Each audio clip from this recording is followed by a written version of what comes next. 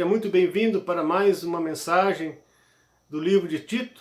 Hoje nós encerraremos o capítulo 2 e, com a graça de Deus, na semana que vem nós iniciaremos o capítulo 3. Hoje nós meditaremos sobre os frutos da graça de Deus. Até aqui nós temos visto como Paulo ensinou a liderança da igreja a ser bons líderes e como também os grupos deveriam viver o Evangelho e como deveriam ensinar nas comunidades a palavra de Deus. Mas antes de irmos para a mensagem, quero dar aquele recado especial. Se você gostou do vídeo, compartilhe ele nas suas redes sociais e curte também, dá aquele joinha aqui embaixo para que o vídeo ganhe relevância. Se você não é inscrito aqui no canal, se inscreva. Só clicar no botão vermelho aqui embaixo e assim você também vai estar ajudando o canal. Importante também a sua opinião. Diga o que você achou do vídeo, comente, diga aqui embaixo e participe com a gente. E se você não ativou o sininho de notificação, ative aqui embaixo também, para que toda vez que eu colocar um vídeo novo no canal, o YouTube te avise e você fique sabendo em primeira mão. Dito isto, vamos para a mensagem de hoje e a leitura do texto de Tito capítulo 2, versículos 11 a 15, que diz o seguinte: Porquanto a graça de Deus se manifestou salvadora a todos os homens, educando-nos para que, renegadas a impiedade e as paixões mundanas, vivamos no presente século sensata, justa e piedosamente, aguardando a bendita esperança e a manifestação da glória do nosso grande Deus e Salvador, Cristo Jesus, o qual a si mesmo se deu por nós, a fim de remir-nos de toda iniquidade e purificar para si mesmo um povo exclusivamente seu, zeloso de boas obras. Dize estas coisas, exorta e repreende também com toda autoridade, ninguém te despreze. O texto que acabei de ler, ele é um hino que exalta a graça de Deus, que se manifestou por meio de seu Filho Jesus Cristo e que educa os discípulos de Cristo no presente século, cuja revelação plena é aguardada no futuro, cujo alicerce e a força são o amor do Redentor, que purifica seu povo e o leva a viver com zelo sagrado.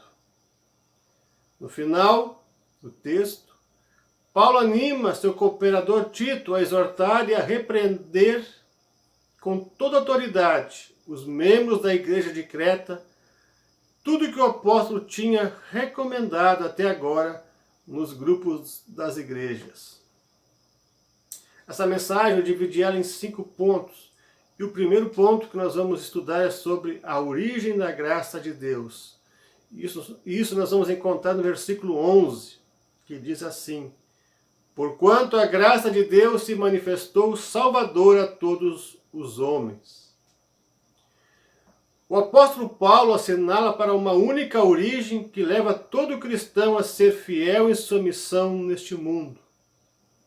Esta origem já havia se manifestado ao mundo na época de Paulo. Aqui Paulo aponta para Jesus Cristo, o Filho de Deus. Por meio dele se manifestou a graça de Deus que salva o pecador por meio da fé. Mas, como vamos ver nesse texto, a graça divina não somente nos salva, mas ela também faz com que os cristãos produzam frutos. Ela é a mola propulsora que move o discípulo de Cristo em sua missão. Graça é a palavra predileta do apóstolo Paulo. Por graça ele foi salvo, por graça ele se tornou o que é, por graça acontece sua atuação.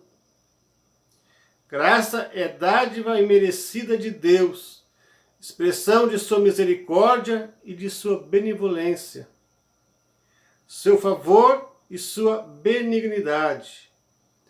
Através da graça, Deus que habita nos céus em alturas inacessíveis, em pureza e santidade, se curva sobre nossa miséria, sujeira e culpa com um propósito salvador.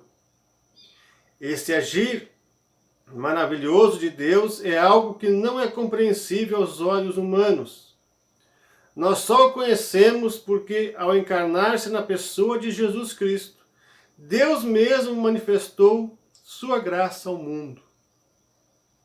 No grego, o verbo foi manifestada está no auristo da voz passiva, e isso indica que o sujeito dessa ação é o próprio Deus e que a revelação de Cristo é fato consumado, ou seja, é fato acabado, já aconteceu. Também é graça imerecida, que vem do alto, que fez com que a misericórdia divina despertasse como um sol sobre um mundo escurecido pelas sombras da morte.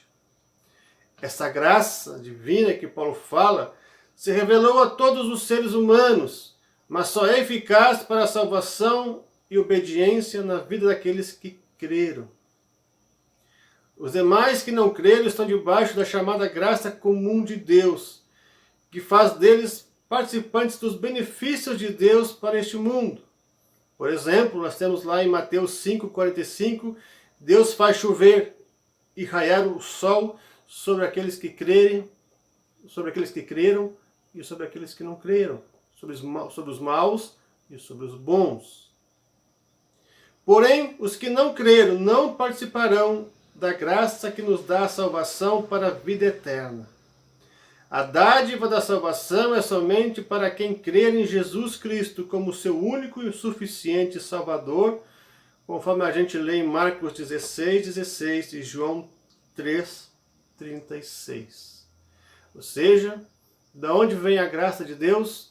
A graça de Deus vem por meio de seu Filho, que invade o mundo através da sua encarnação e que é explicitamente mostrada na cruz do Calvário, quando um justo morre pelos injustos. Quando aquele que não tinha pecado assumiu o nosso pecado e fez a substituição, nos salvando e nos dando a vida eterna. O segundo ponto que eu quero tratar é sobre o resultado prático da graça de Deus. O versículo 12 nos diz o seguinte: educando-nos para que, renegadas a impiedade e as paixões mundanas, vivamos no presente século sensata, justa e piedosamente. Como já falei no início, quem é agraciado pela graça salvadora de Deus não fica inativo em meio à fé em Cristo. A graça de Deus produzirá seus frutos em todo crente verdadeiro. A frase "ela nos educa" é traduzida do verbo grego paideo, que significa educar, disciplinar, castigar, corrigir e instruir. Assim como um pai que ama, corrige e orienta seus filhos, a graça de Deus nos educa para a justiça, como Paulo fala em 2 Timóteo 3,16. A educação para a justiça é a descrição sumária de um acontecimento integral que abrange a repreensão do pecado e a restauração através do arrependimento. Sabendo disso, Tito, por meio da palavra de Deus, mediante sua graça, deve repreender e educar com rigor e determinação.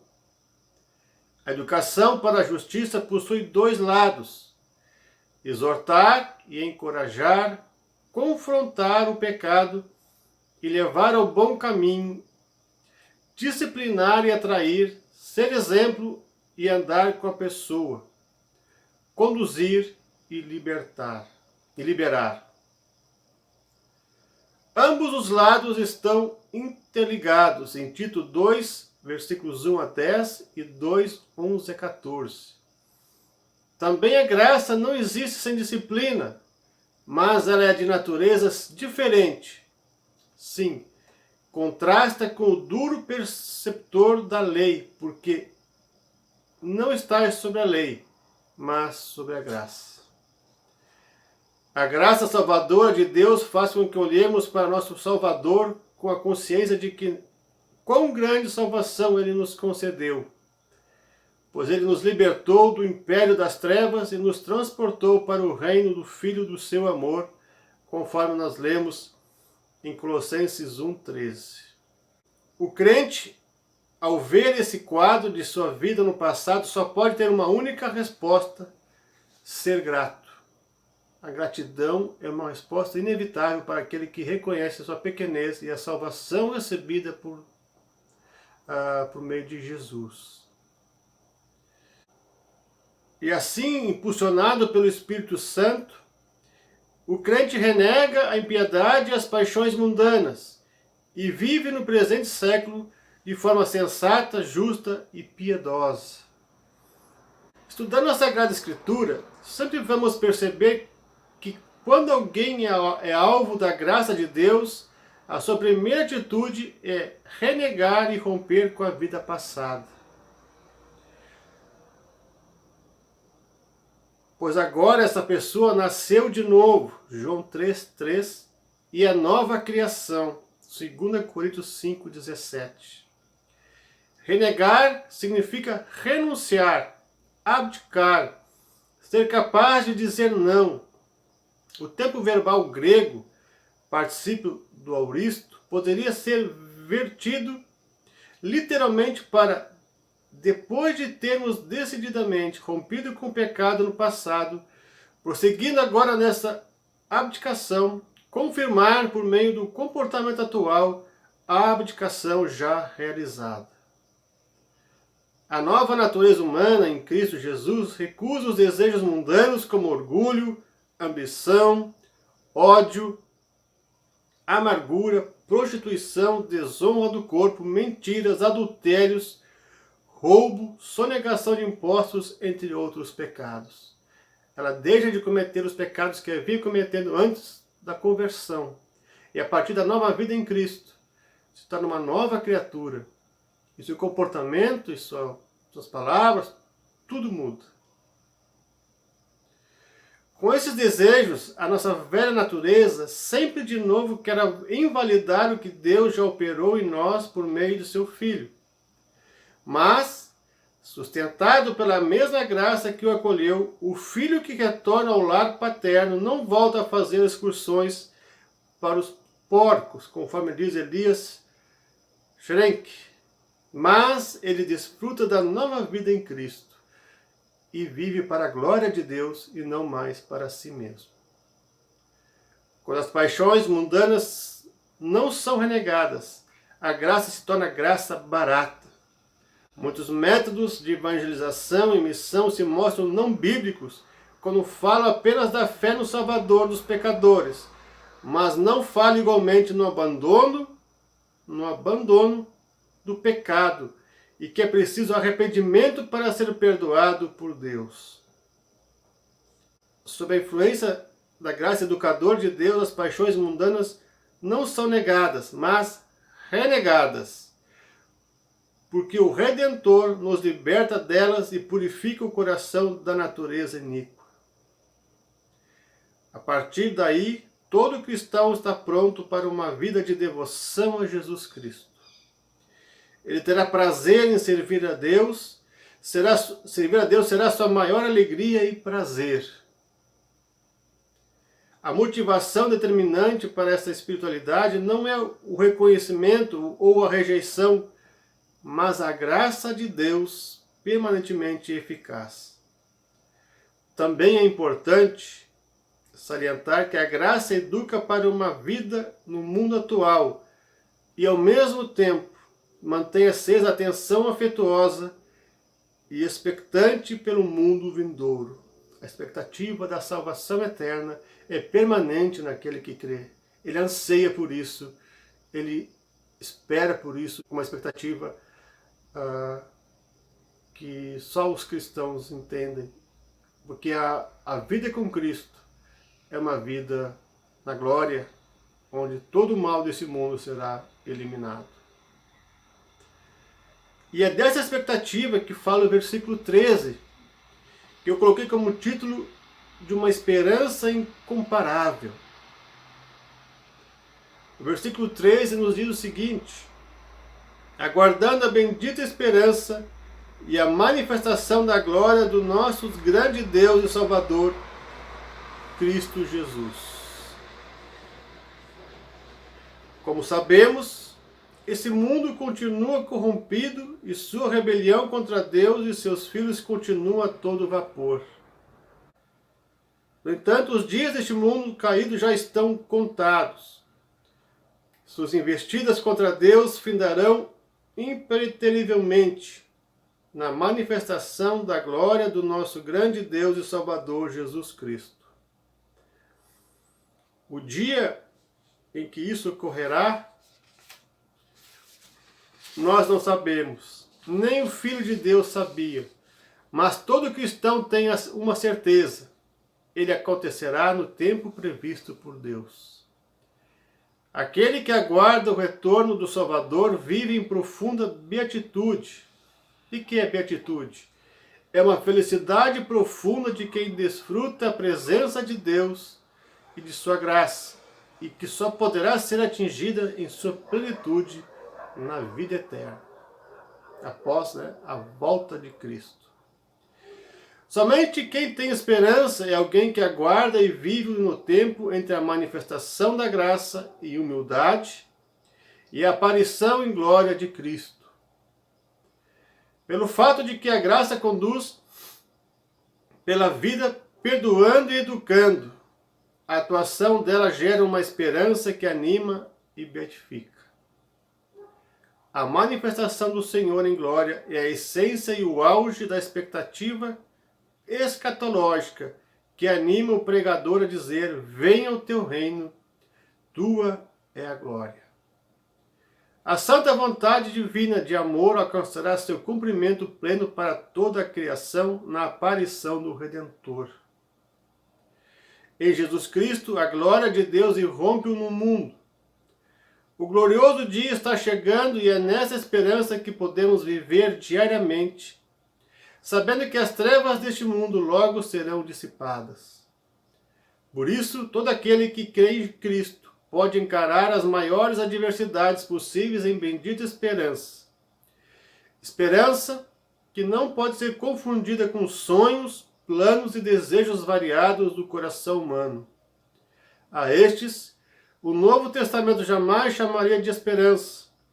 O Novo Testamento somente chama de esperança aquilo que está ligado com o retorno glorioso de Jesus e a vida eterna ao seu lado, conforme nós lemos em 1 Coríntios 15, 19. Esperança sempre tem esse horizonte vasto e se baseia naquilo que Jesus Cristo já fez por nós na cruz do Calvário. Chegando ao ponto 4, com o título O Propósito do Envio do Filho de Deus. Nós lemos o versículo 14, que diz o seguinte: o qual a si mesmo se deu por nós, a fim de remir-nos de toda a iniquidade e purificar para si mesmo um povo exclusivamente seu, zeloso de boas obras. O que o apóstolo Paulo nos diz aqui é o que perpassa toda a Sagrada Escritura. Ao lermos a Bíblia, notaremos que ele fala de Jesus e de sua missão do início ao fim, de Gênesis a Apocalipse. Ou seja, Jesus veio para nos salvar, se entregando em nosso lugar. Ele se deu por nós, ele foi nosso substituto. Pois a troca maravilhosa, como diz Lutero. E aqui a frase deu-se por nós pode ser traduzido do grego hiperemon. Aqui hiper tem nitidamente o sentido de em lugar de, como em 1 Timóteo 2,6. Tem-se em mente o caráter sacrificial da morte de Cristo na cruz. Na cruz, Jesus morreu como nosso substituto. Lá ele se tornou maldição em nosso lugar, para que nós fôssemos redimidos da maldição da lei e assim pela fé herdar o reino eterno. Através de sua morte, Cristo nos redimiu de toda injustiça. E remir significa literalmente comprar a liberdade. Jesus entrega a sua vida como pagamento de nosso resgate. A morte do Messias na cruz é uma morte expiatória.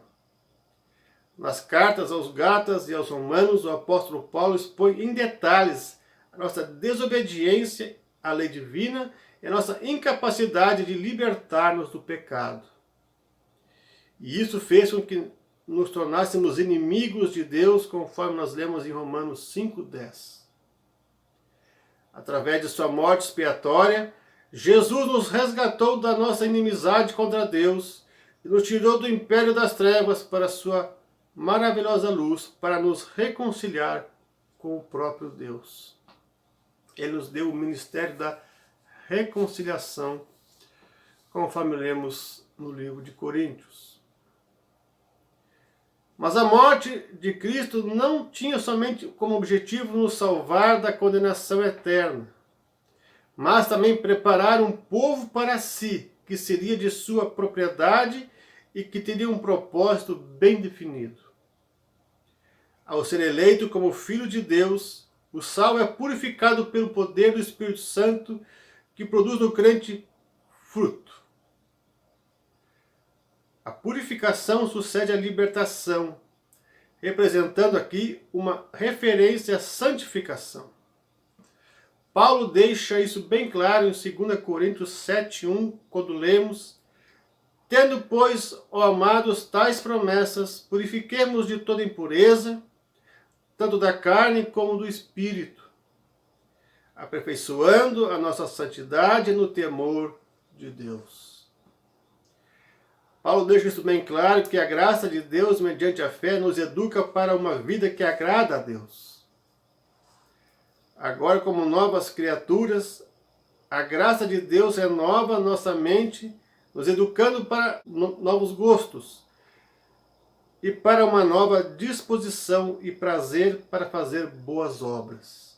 As obras não nos salvam, mas elas são resultado da nossa vida de fé e santificação diante de Deus, pela ação da sua própria graça, do seu Espírito Santo, que produz os frutos do Espírito em nós.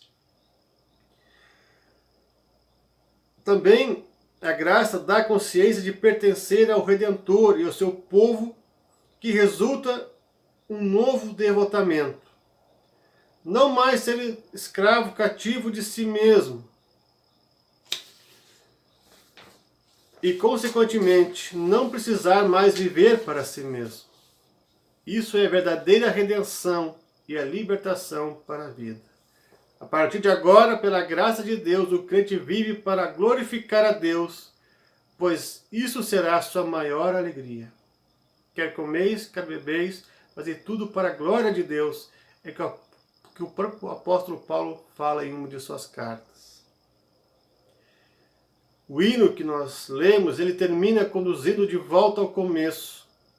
Deus faz sua graça brilhar sobre seres humanos que, separados dele e impelidos por desejos mundanos, produziam obras infrutíferas. Agora ele os redime de sua atividade e purifica-os para serem zelosos de boas obras, enquanto permanecerem abertos na esperança e expectativa do cumprimento de todas as promessas através de nosso grande Deus e libertador, Jesus Cristo. Enquanto estamos aqui neste mundo e aguardamos o retorno de Cristo, nós serviremos a Ele em fidelidade e amor, produzindo bons frutos, que vem pela graça de Deus, que nos é concedido pelo Espírito Santo. Mas foi Cristo que nos libertou do poder das trevas, quando Ele morre naquela cruz e verte o seu sangue, mas também ressuscitou, para que nós pudéssemos ter a esperança da vida eterna, porque nós também ressuscitaremos quando Ele retornar. Essa é a sua promessa. E como Jesus cumpre todas as suas promessas, por que temeremos? Descansaremos nele. Esse é o nosso desejo e também o nosso dever como cristãos. Terminando, quero ler o último ponto dessa mensagem, o ponto 5, que fala da autoridade de quem ensina. O versículo 15 diz assim: diz essas coisas, exorta e repreende também com toda autoridade, ninguém te despreze. Tito é orientado por Paulo para fazer 3 coisas. Ele é para dizer ou relatar as orientações dadas pelo apóstolo e deve exortar e repreender também. O versículo 15 estabelece a ligação com toda a parte anterior da carta. A frase diz essas coisas retoma Tito 2:1 e faz com que Tito 1, versículo 10 a Tito 2:14 faz disso uma unidade. Tito é para ensinar à igreja que tudo que Paulo lhe escreveu na carta até aqui. Tito é para ensinar todas as coisas que Paulo já havia escrito para Tito naquela carta, para a igreja de Creta. Ele foi encarregado de apontar para a luz que Deus fez brilhar em meio às trevas. E essa mensagem deve ser anunciada com toda autoridade. Uma autoridade que enaltece a santa e santificadora presença do Senhor exaltado no meio do povo da aliança, ou seja, do povo da igreja de Cristo. Tito também é para exortar. A palavra exortar vem do verbo grego parakaleo, que pode ser traduzido por invocar, convidar, admoestar, consolar, confortar e encorajar. Por meio da pregação, Tito é designado para anunciar a mensagem da cruz de Cristo. Outro assunto ele não pode anunciar. E essa mensagem deve ser anunciada com o intuito de que, por meio da ação do Espírito Santo, as pessoas da igreja sejam convencidas da obra de Cristo na cruz, do seu amor pela humanidade, e que, ao crerem no Salvador, isso deve acarretar em fruto para o reino de Deus. Tito também deve repreender. Ele não deve ser fraco ou indeciso. Não deve hesitar, mas falar e agir com toda a clareza para que as pessoas creiam em Cristo e se arrependam de seus pecados e sejam obedientes a Ele. Sua determinação, porém, não vem do esforço pessoal, porque dele somente surgem dureza e procedimento rude. Pelo contrário, ele obtém força e paciência da incumbência de Deus, que através da ação do Espírito Santo fala por meio de seu servo Tito. Finalmente, o texto termina com Paulo dizendo que a seu cooperador para não ser desprezado ou não ser desconsiderado, principalmente por causa da sua juventude. É a mesma recomendação que Paulo dá a Timóteo. Tito não deve apenas falar aos seus ouvintes, porém cuidar para que seja não só ouvido, mas também seguido. Tito e Timóteo não poderiam derivar sua autoridade nem do cargo, nem da experiência de vida.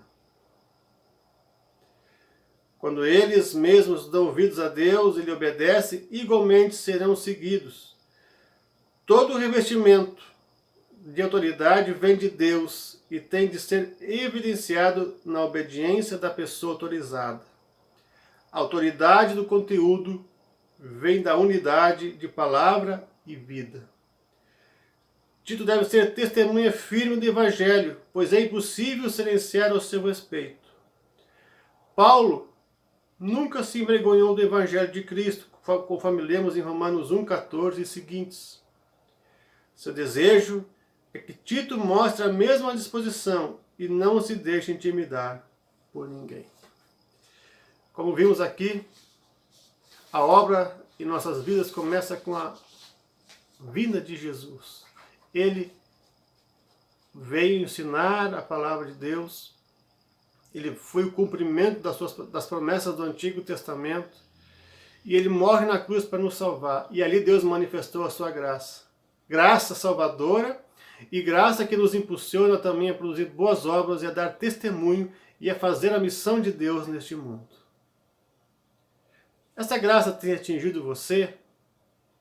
Essa graça ela tem nos impulsionado a fazer boas obras, a cumprir a missão de Cristo, que Ele nos delegou de ir ao mundo e fazer discípulos, de cuidar dos necessitados, de cuidar das pessoas que estão passando por dificuldades, de cuidar dos enfermos. Todas essas obras são resultado da obra salvadora de Cristo em nós, quando Ele nos regenera, Ele nos convence do nosso pecado e faz com que a gente peça perdão, se arrependa e viva uma vida para Cristo e não mais para nós mesmos. Que assim possamos viver uma vida para a glória de Deus, possamos glorificar a Deus, que esse seja o nosso único desejo.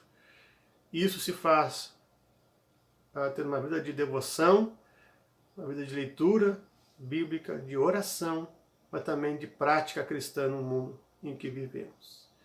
Que Deus assim nos abençoe. Na próxima semana a gente começa o capítulo 3, se Deus assim nos deixar. E a gente ora para que isso aconteça e que essa mensagem também possa ter tocado o teu coração. Fique na paz de Cristo e que Deus continue te abençoando grandemente. Fique na paz de Cristo.